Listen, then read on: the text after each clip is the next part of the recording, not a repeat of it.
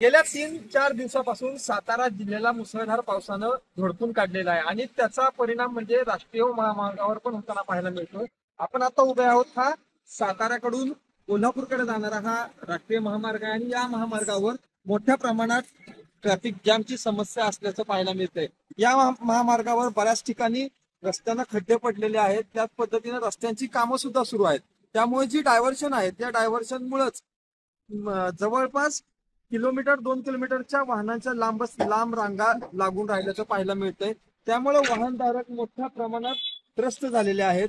पावसाचा जो जोर आहे हा गेल्या 3 दिवसापासून ओसरताना पाहायला मिळत नाही आणि त्यामुळे महामार्गावर पडलेले खड्डे आणि सुरू असलेली कामं यामुळे या वाहनधारकांना या सगळ्या ट्रॅफिक जॅमच्या समस्येचा आता सामना करावा लागत आहे।